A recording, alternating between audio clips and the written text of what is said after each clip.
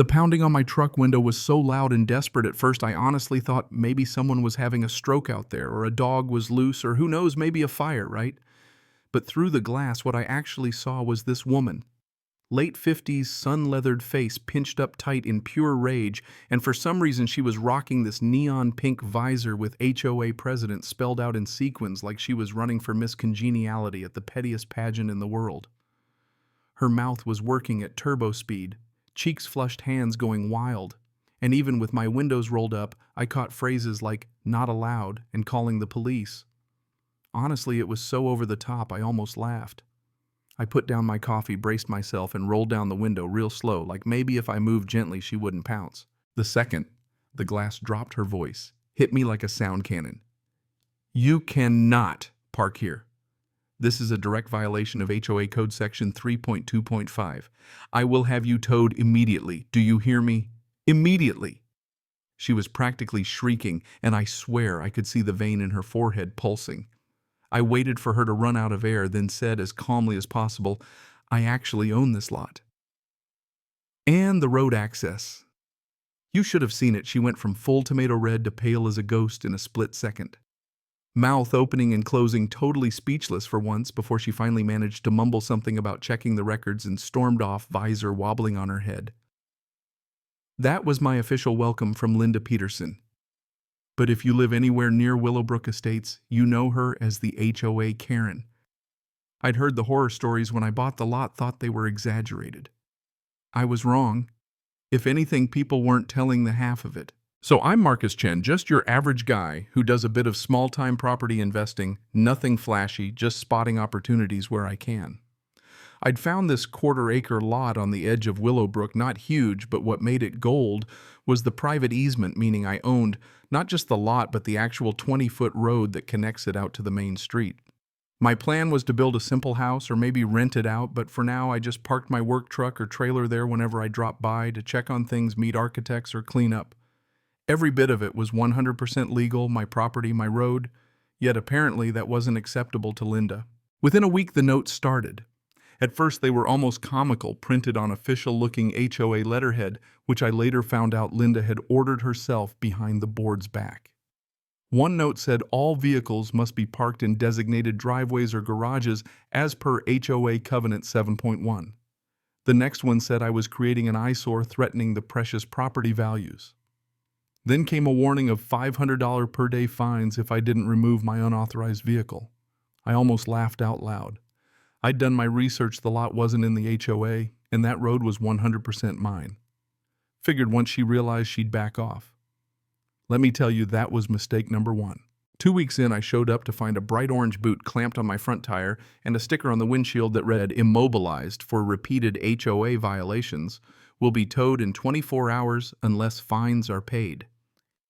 The kicker, tow company's number, and a friendly reminder that cash or credit was accepted at the HOA office, where shocker Linda spent her afternoons. That's when it stopped being funny. I called up my attorney James Morrison, the guy who'd helped with the purchase. I explained the whole situation and he just went dead quiet for a second, then started chuckling. "She booted your truck on your own property, Marcus. This is going to be easier than I thought. Don't touch the boot. Take photos. I'll have a cease and desist letter ready by morning." James's letter was poetry. It laid out every deed, every easement, my full rights, then politely but firmly ordered Linda and the HOA to remove the boot, cease harassment, and put in writing that they had zero authority here. He also dropped some legal hammers, trespassing, vandalism, even false imprisonment of property. I made sure to hand deliver the letters, one to Linda's front porch on camera for good measure, and one to the HOA office. The boot vanished 2 hours later. Nobody claimed responsibility, of course, but you'd think that would have been the end of it.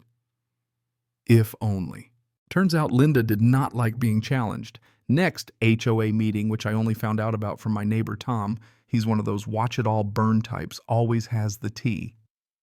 She stood up and basically tried to whip everyone into a panic about the hostile outsider who was lowering their standards and ruining the community. She hinted that I might be running some kind of chop shop out of my work truck. Most folks looked a little uncomfortable, and several board members asked, "So where's the documentation showing the HOA controls that lot?" Linda blustered. "Couldn't produce a thing." Now people were asking why she'd acted alone, who'd approved the boot, and whether the HOA could get sued for it. With her grip slipping, Linda doubled down, called the actual cops to report my truck as an abandoned vehicle. Lucky for me, I was on site that morning when Officer Daniel Martinez rolled up. He took one look at my deed, another at Linda's fuming face, and you could tell he'd seen this before. "Ma'am," he said in that calm cop voice, "this gentleman owns the property. His vehicle is legally parked. Filing a false police report is a misdemeanor." Linda tried arguing, but Officer Martinez cut her off. "If you continue to harass this property owner, he could file a restraining order." The look she gave him could have curdled milk. That night, my mailbox was stuffed with a new fine this time. $5,000, listing everything from creating a hostile environment to undermining community cohesion. Only one signature at the bottom, Linda's. James was giddy when I showed him. He said, "This is straight up fraud and harassment. We're going to the state attorney general." We filed a formal complaint with both the HOA board and the state, which oversees HOAs. 2 weeks later, Linda and the board got hit with a certified letter requiring them to attend a formal mediation with a retired judge, Helen Crawford. I prepped everything, deeds, letters, photos, the works, showed up early, tie on, folder in hand, James at my side. Linda was 20 minutes late, clutching her thin little file and wearing that ridiculous visor like a helmet. The HOA's attorney, a twitchy guy named Brian Walsh, arrived separately and immediately tried to pull Linda aside, but Judge Crawford just shut that down. "Let's get straight to the facts."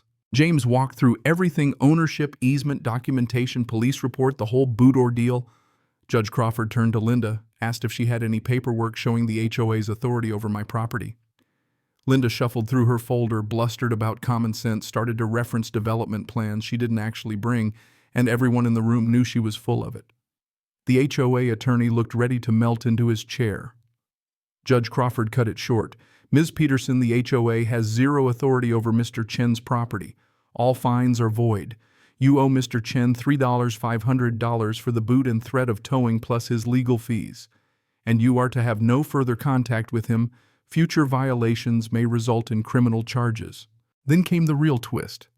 Brian Walsh cleared his throat, barely looking at Linda. "Ms. Peterson, the board has called an emergency meeting for tonight. Your position as president will be under review."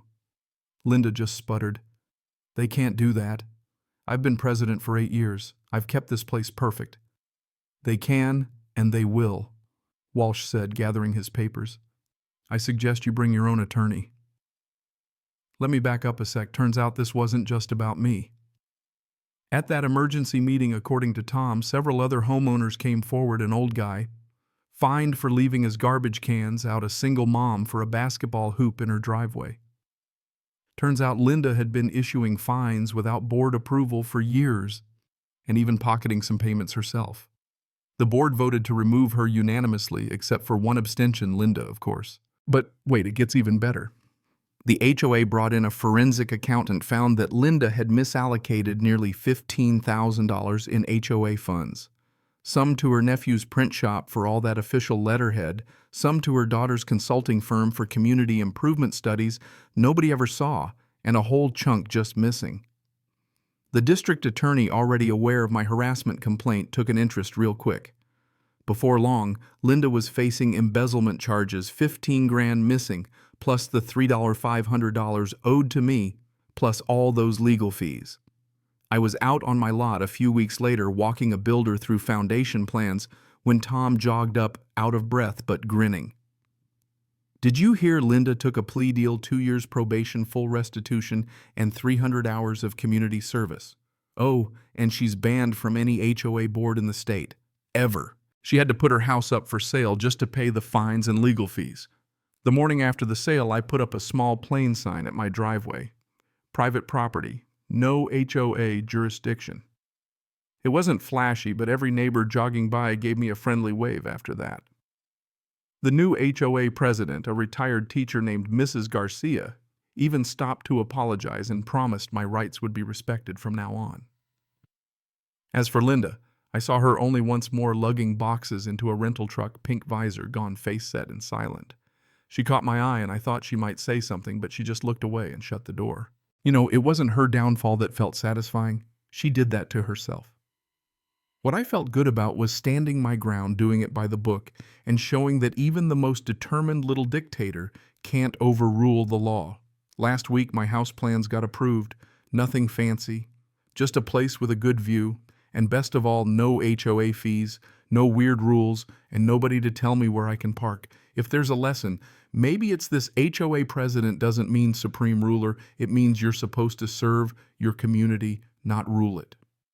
Exceed those bounds, and one day you just might end up with 2 years of probation and a 300-hour lesson in humility. So what do you think? Was I right to stand my ground? Or did Linda have a point about community standards? Drop a comment below. Let's hear your take on property rights, HOAs, and just how far neighborhood rules should go.